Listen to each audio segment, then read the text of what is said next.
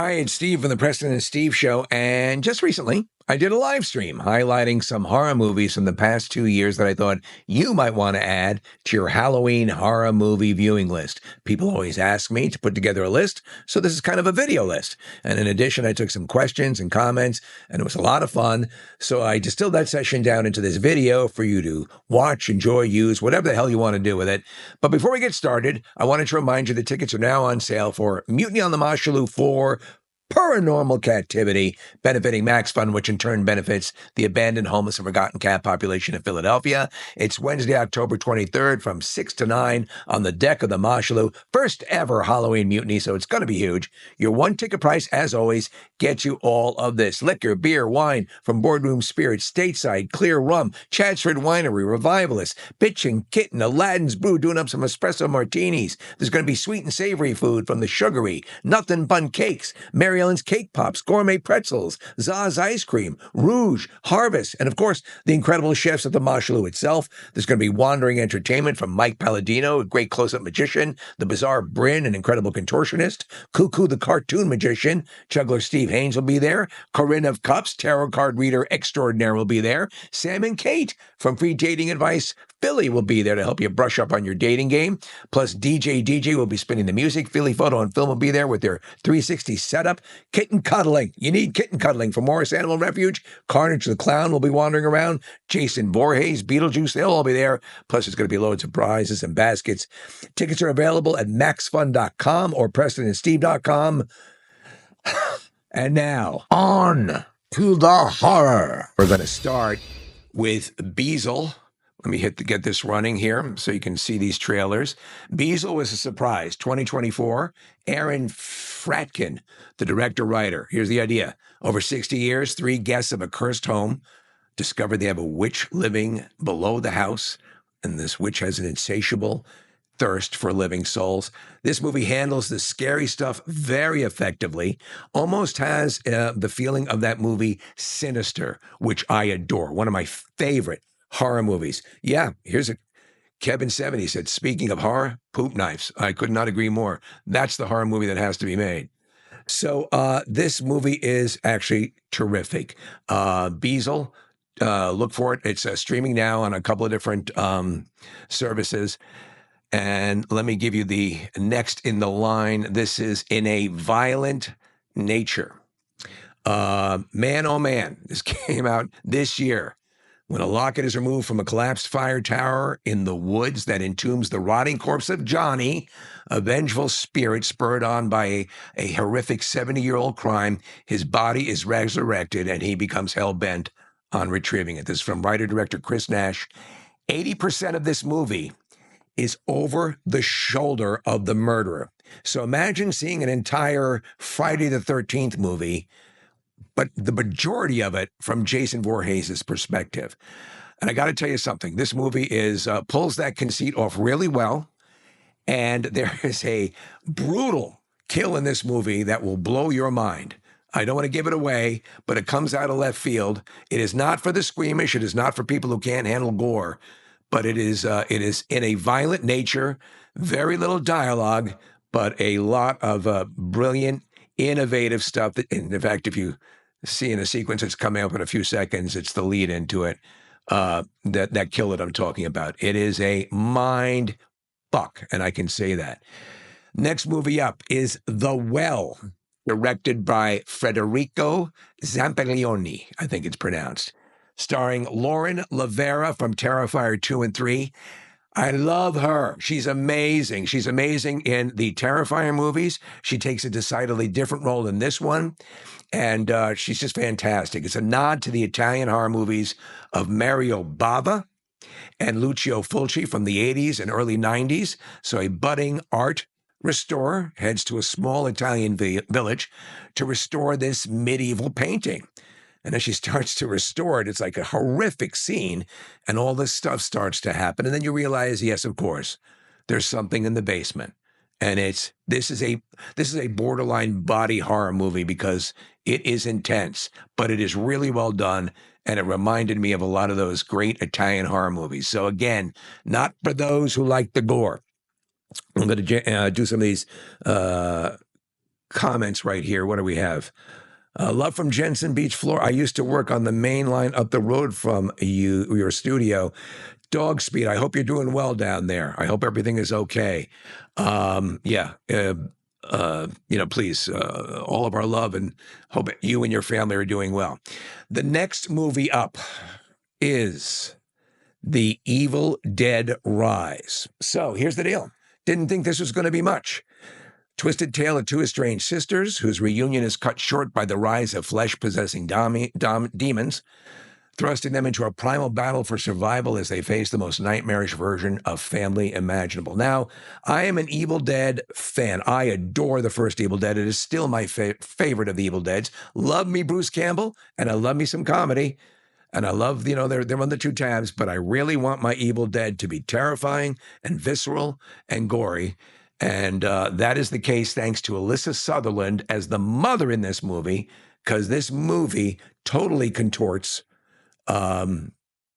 what you would expect from the Evil Dead. So the mom ends up being the real deal to reckon with here, and it is chilling. It all basically takes place in an apartment building, and again, the performances are terrific. And I think this is meant to go straight to stream. They actually theatrically released it, and it kicked ass. So I think are we in the final here? Yes. My final recommendation, calling up this movie. This is an astonishing movie. Writer-director Demian Rugna, who directed a movie called Terrified. This is from 2023. When Evil Lurks. This guy's Argentinian. He's amazing. One of the most amazing possession demon movies I've seen in a long time. So in a remote village, two brothers find a demon-infected man just about to sort of give birth to a version of the demon, and they're told to get rid of the body, and they're told specific rules to follow. They don't, and that ends up causing chaos. It is brutal. It is inventive, and it will live with you. And what is as terrifying, the obviously the graphic scenes, the brutal scenes, but the quiet scenes, the explanation of what's going on, the explanation of the evil. Again, this is called When Evil Lurks 2023, and if you haven't seen Terrified, check it out. I think both are on Shudder, where you can find a lot of this stuff. So that is a little bit of a horror movie. Terrifier 3. Oh, Don 80s art. Yes, absolutely. I'm got to get out and see that. I love Terrifier 2. I don't know how you felt, about the way the movies are progressing, but I love the first.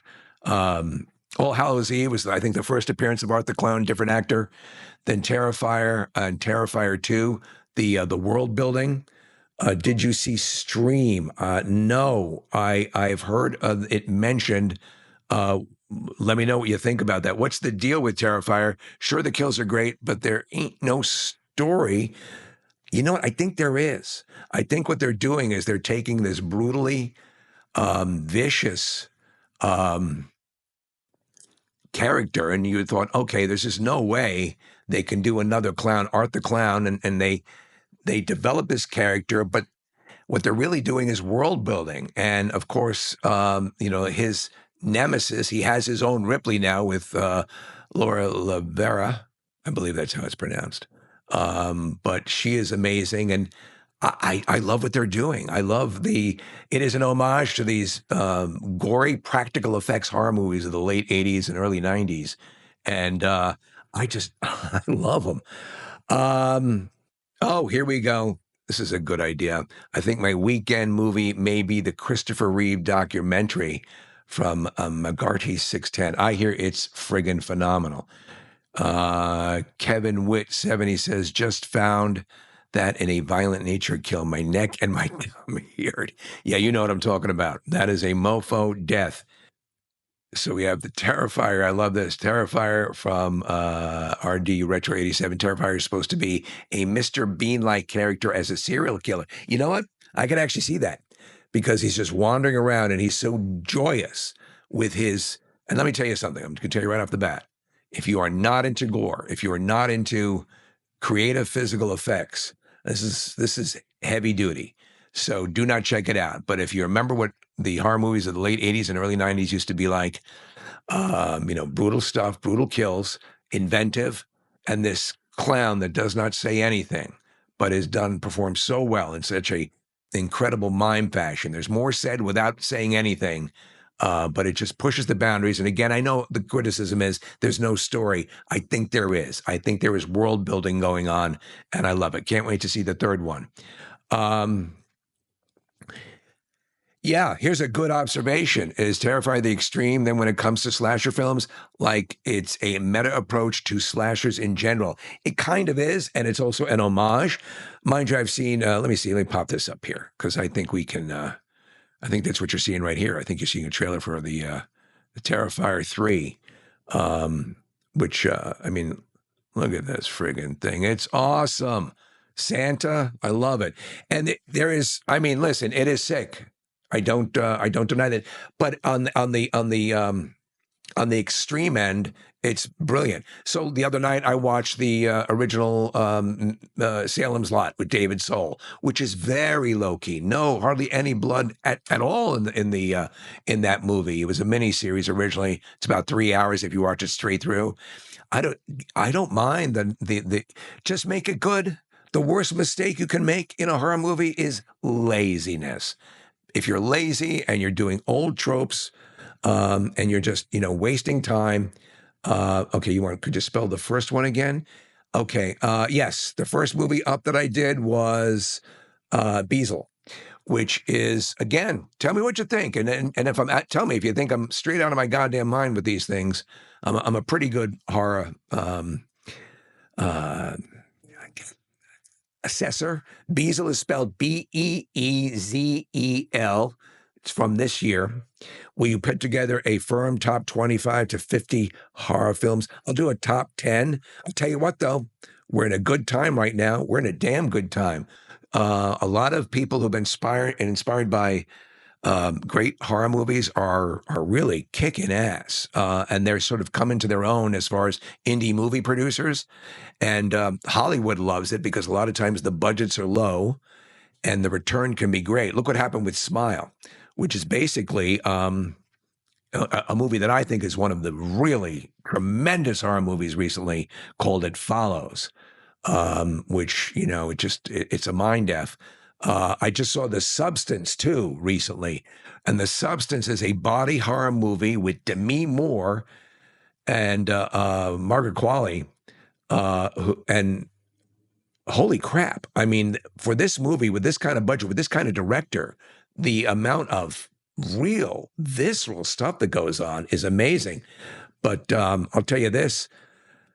If you want to feel good about you and your body, like I look at me, look at the mess that I am. Every day I have to wake up and see this when I brush my teeth and shave. And yet at the end of that movie, I was like, I'm okay. At least I don't, at least to the best of my knowledge, have another head growing out of my ass. So let me check. I watched Salem's Lot when I was 12 and it traumatized me so much. Do you know who really freaked the F out over that? Preston. In fact, we took a picture. Greg Monahan, who was working at the station at the time, printed up a picture of Danny Glick. And if you're familiar with Salem's Lot, Danny Glick is hovering outside the window of one of our heroes, the kid protagonist, and he's scratching at the window. Of course, a vampire cannot gain access to your home unless you invite him in. That's what Let the Right One In is about, and all that stuff, which is another masterpiece of a vampire movie. But we stuck that picture on the window behind the blinds, and when the blinds went up, Preston almost shit himself. Mr. Barlow in the new Salem's Lot is terrifying. Is he? I love what they did in the original movie, because they made him look like Nosferatu from the silent film. And I just watched Barbarian this week. Insane. What a movie, right? Justin Long, tremendous. And that movie hangs like a 180. You don't know what's coming. Check out Barbarian if you get the chance. By the way, a lot of bad shit happens in your basement. There's about 5 bad basement. Now, we knew the basement is a common horror trope, but we've been on a tear lately with putting stuff in basements that will fuck you up. What else do we have here? Thanks, Steve. I'll appreciate the Terrifier movies better now. Yeah, listen, I want to warn you. I mean, there's it's heavy duty stuff, but I sit there laughing because I'm like, I cannot believe they. I'll see one thing and I cannot believe they did that. I cannot believe they did this. I cannot believe they cut someone in half with a hacksaw. But you can tell, obviously, it's special effects. And unless they're pulling off the greatest joke on the movie going public in history, and they're actually doing it. Barlow wasn't like Orlok in the book. I have heard that. I have not read the book. I heard the Rob Lowe miniseries, Salem's Lot, was a bit more like the book. But I got to tell you, I love that Toby Hooper version. So Preston and I, by the way, have committed we're going to do a Stephen King. He is a massive fan. We're deciding whether we're going to do Dark Tower or we're going to do just the movies in general. But when King's on his game, there's none better. Just getting into scary movies. What should beginners watch? That's a tough one. What's your level of that's Mags 320? Listen, if you want a fun Halloween movie, I have Sam, the figure on my on the console in the station. Trick or Treat. Trick or Treat is like very much like Tales from the Crypt. It's a bunch of stories tied together through a couple of common storylines. It's legitimately scary. It's wonderful. It has all of the I say what A Christmas Story is to Christmas, Trick or Treat is to Halloween. It is a ton of fun. Where does Ernest Scared Stupid fall in your top 10? Is it okay to admit that I kind of like those Ernest movies? Yeah, I actually do. So, what else we have here? Can we talk about how bad the last two Halloween movies are? Dude, that last one, you have Michael Myers. I don't know who these people are. I'm going to put up the videos rolling into 9 different things. If you don't mind, I'll pop up the Mewtiny thing here. 1 second. There we go. They took Michael Myers, and listen, it looked like they were going to really revitalize this thing, and then they had this kid, this was his name, Chad, whatever the hell his name was, and they made him the focus of the story. I'm like, and then I think they realized how badly they'd fucked up, and I don't want to give it away, but let's just say Michael Myers and wood chippers. We'll just go with that. But man, it looked like they were going to really deliver, and they did not. I mean, they basically made Laurie Strode, Sarah Connor, and they were starting to build that way. And I thought, wow, okay, this is cool. Big disappointment. I'm listen, the first one is still my favorite. Dr. Sleep was excellent. You are right, Kev Witt 70. It is excellent. If you are a fan of The Shining and Stephen King, and man, it is a solid movie. The first time I watched it, I don't think I was maybe I wasn't paying as much attention as I should have been, but on the second watch through, King sometimes can't stick the landing, and I dug the way that movie progressed, and it is solid. And by the way, if you watch the movie The Substance, the woman who directed The Substance, clearly a massive Stanley Kubrick fan, because there's a lot of things that are homages to Stanley Kubrick and David Cronenberg, because at the end, you will not fucking believe what you're seeing. His books are so hard to make movies. They should all be, yes, Jake M68. Yeah. And I would say from what I've heard of the Dark Tower series, at least Preston says this all the time, it should be absolutely, a long miniseries. It was supposed to be actually a miniseries directed by Ron Howard years ago, and it was going to be on HBO. And the movie was, you're talking about Stephen King stuff is voluminous, and when they try to distill it down to 2 hours, it just doesn't work. Apologies if you already mentioned this. What are your thoughts about the Rob Zombie Halloweens? That's from Lizzo Gross. I think Rob Zombie's great. My one issue, and I heard John Carpenter say the same thing, the notion of Michael Myers being an abused kid who grows up to be a psychotic killer, it gives, in a way, a little bit of license to what he's doing. I love the Michael Myers, Donald Pleasance saying, I spent 6 years trying to get into the mind of this boy and help him. And then I spent the remaining years trying to make sure that he remained locked up, because I realized that what was behind those eyes was purely, simply evil. Holy shit, that is that is something that has some weight to it. That ineluctable, immutable force of evil that's coming for you all the time.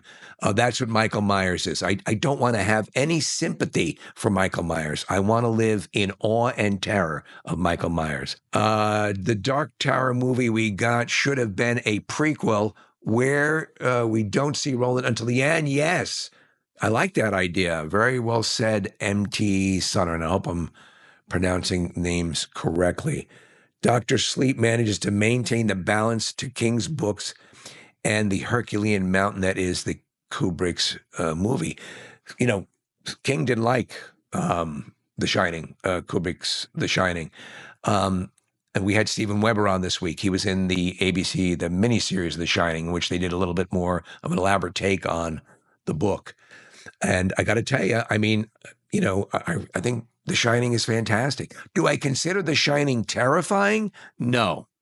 I consider it great horror, though, and great moodiness. And, you know, if you're talking about those horror, a lot of times will build from, don't do that. Why you don't do that. And it's this cascading thing that happens. And that's part of The Shining. My one issue with The Shining is Jack Torrance, as played by Jack Nicholson, is kind of, Nicholson's always kind of wired anyway. So it's not a big jump to think that there's a raving lunatic right in there. And I know that might have been a nuance of the book, but I would have liked to have seen, and he turns in a great performance. It's iconic. There's no two ways about it. But I think it would be more horrific were you to have a guy who appeared to be a little bit more normal, corrupted by the spirits and the ghosts of the hotel. So what is your favorite horror movie? DP3NN614. Okay, so I'll say this. When I'm looking to tell people what a movie that I think encapsulates the best of horror and the pacing, and I have to put it in the context of the time that it was released and how it thundered and how it could have been a real sellout and a piece of shit and turns out to be a masterpiece, William Friedkin's The Exorcist. William Friedkin was a documentarian who went into creating, classic movies like The French Connection, and went to do, actual theatrical movies, scripted movies. And that movie, The Exorcist, plays like a camera sitting in the room and you're watching people, just go through their lives. And, this young girl who gets corrupted by this. I mean, you need to understand when that movie came out. I mean, when people talk about people passing out in theaters and people vomiting, and I mean, listen, the Terrifier makes The Exorcist look like an after-school special, but at the time, and it relies on the slow build. I am a fan. Listen, give me the slow build. Just be creative. The original version of The Haunting, the black and white version directed by Robert Weiss. If you've never seen that, that's as good as a ghost story can get. And you don't see a friggin' thing. You don't see a ghost at all. You hear sounds. There are shots of hallways. There are discussions. There's a discussion with one of the first to arrive at this house for this experiment that they're going to conduct. The woman says, the woman who's just arrived says, what do I do if I need you during the night? And the maid says, oh, I don't stay here during the night. No one stays here during the night. I mean, the way it is said, the way that line is delivered in black and white will make you shit yourself. So my dad worked RD Retro 87. My dad worked and just saw it 60 times in 3 months. Do you consider Jaws a great horror movie? I consider Jaws a great suspense movie. I know a lot of people consider it a horror movie. I guess it could fall in that realm. It's brilliant. I saw it in the theater probably 20 times myself. I wasn't working in a theater and saw it 20 times. Just loved it. Just a masterpiece, especially when you know the string and glue and gum that was used to put that thing together and the brilliance of a young Steven Spielberg directing that. And man, oh man, That's why Spielberg's had some great periods and some bad periods. And this is a commercial for tampons, by the way. No, it is but I mean, when he's on his game, just brilliant. What do you think the most consistent slasher franchise is? Okay, the most consistent slasher franchise. All right. That's a good one because they all end up disappointing me at some point. But if you're talking about the character delivering what the character is supposed to do, very rarely stepping outside the boundaries of its slasherdom. I guess the case could be made for the Friday the 13th and Jason Voorhees, though I'm the first one is my favorite. The other ones are fun. But if you're talking about like a masterpiece, a Halloween, Michael Myers, but if we're talking consistent over the run of the franchise, a lot of people hate the third Halloween movie, Season of the Witch. I friggin' love it. The idea was to make the Halloween movies an anthology series where there'd be a different story for each movie. And, so a lot of people hated it. I loved it. I loved the whole thing with the druids and the damn druids.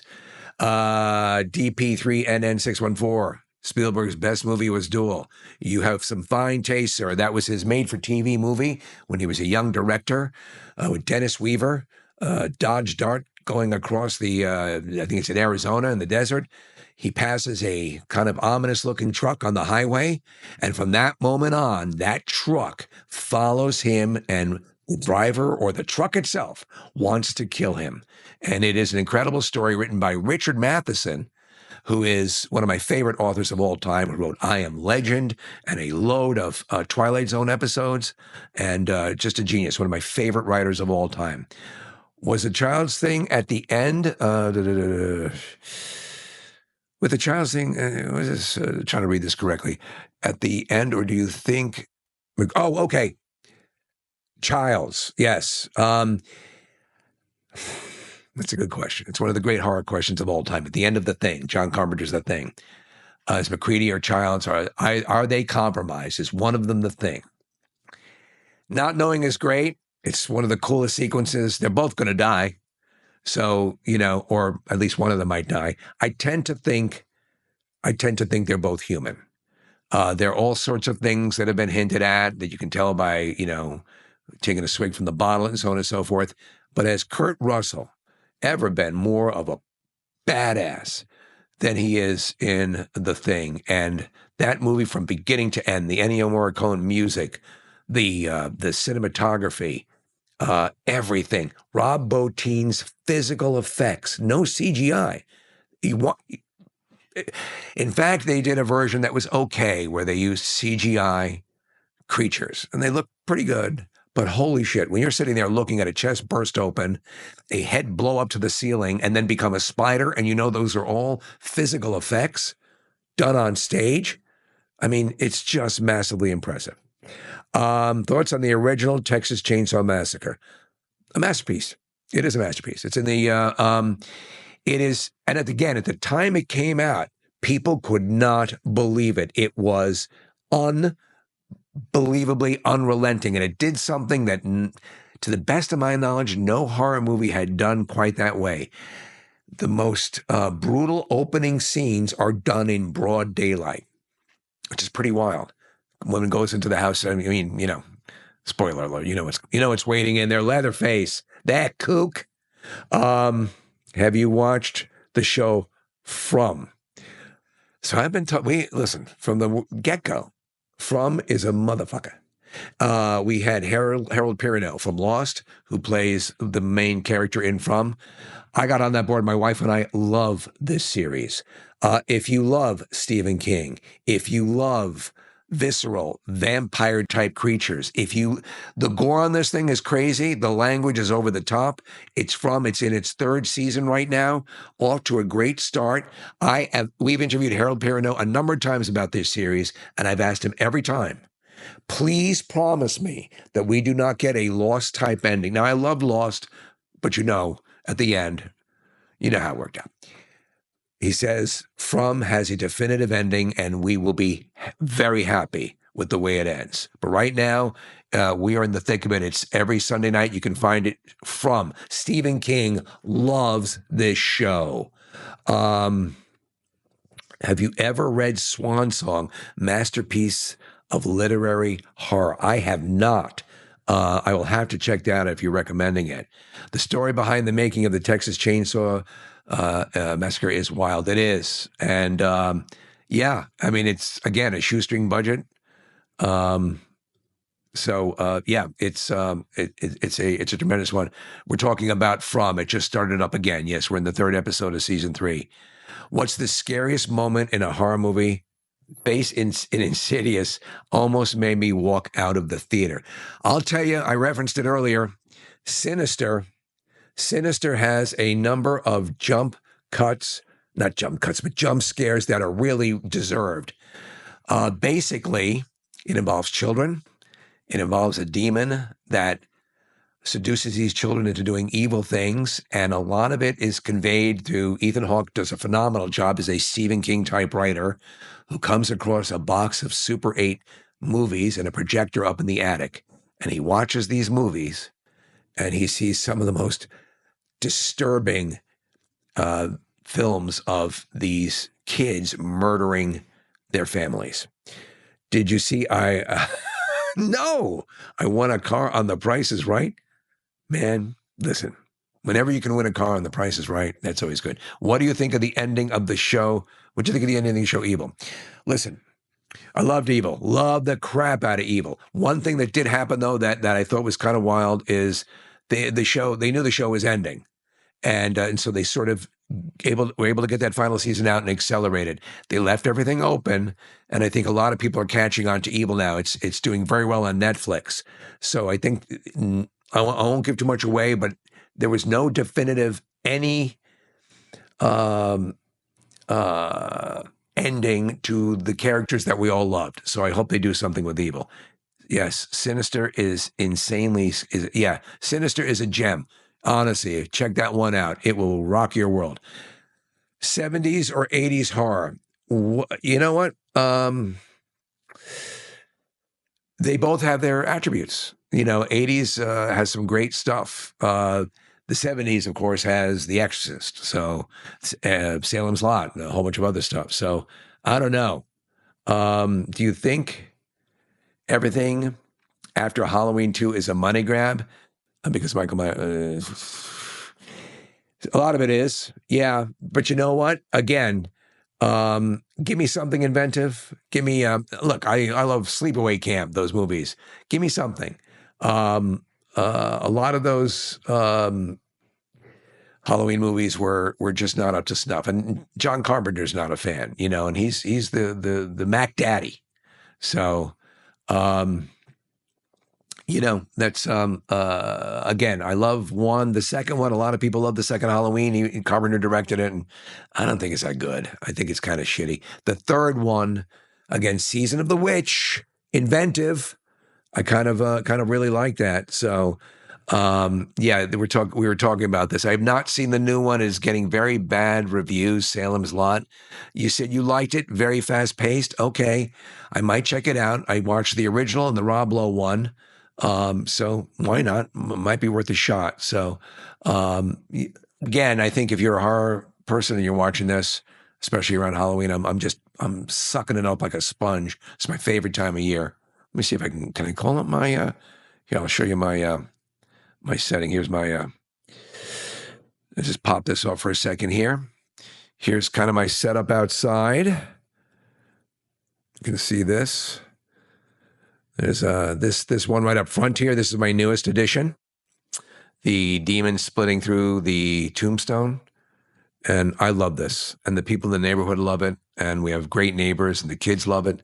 It's friggin' awesome. I mean, it's just a great, great time of year, Halloween. So let me get back to the Mutiny on the Moshulu. Have you checked out the Fear Street movies on Netflix? I have. I think they're pretty decent and exactly right. They're fun.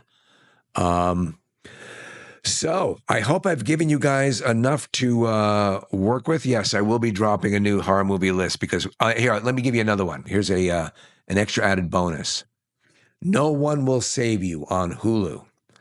So take the ending of Signs, The Farmhouse, Aliens, A Woman Alone, and I swear to God, I was 80% through this movie. And it's so brilliantly directed and so brilliantly acted before I realized there's no dialogue. Like, I'm like, holy shit. I mean, it is tense, and that's what I love about this stuff. You know, it's like it allows directors and writers to get creative in a way that a lot of other genre stuff won't. But yeah. All right, so we'll do a couple more. Do you ever watch the trauma films? A lot of fun. Toxic Avenger, Nukem High, fun, never scary, always just amusing.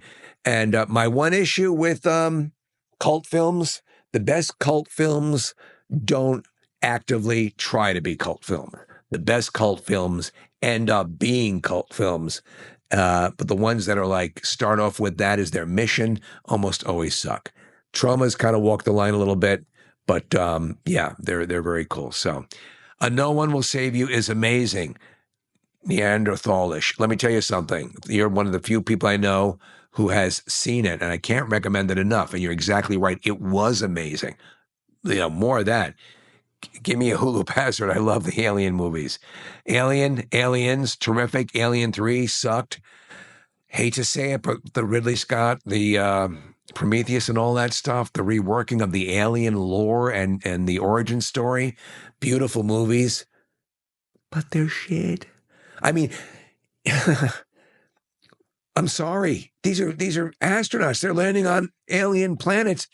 They're taking off their helmets outside. They're the biggest bunch of dumbasses. Again, the movies are glorious, but I mean, it just, you know, look what James Cameron did. He took Alien and made it Aliens. I mean, that is as ballsy. And by the way, who's better than Sigourney Weaver? Ridley.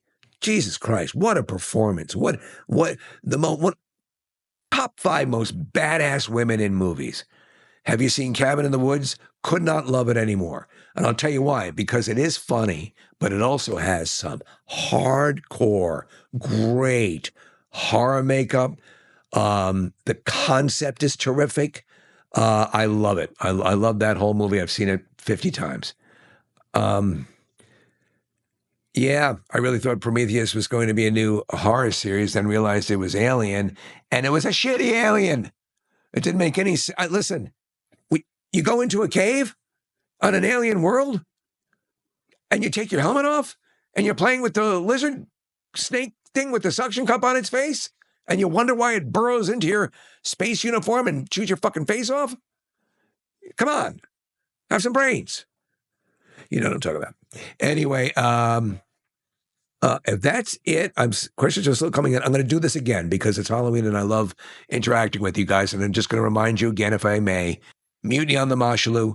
It's going to be great. We're going to have Jason Voorhees and Beetlejuice and some zombies and clowns wandering around, as well as all sorts of freaky sideshow stuff. Have a great evening, and I hope to chat with you guys soon. You have a good one, and goodbye.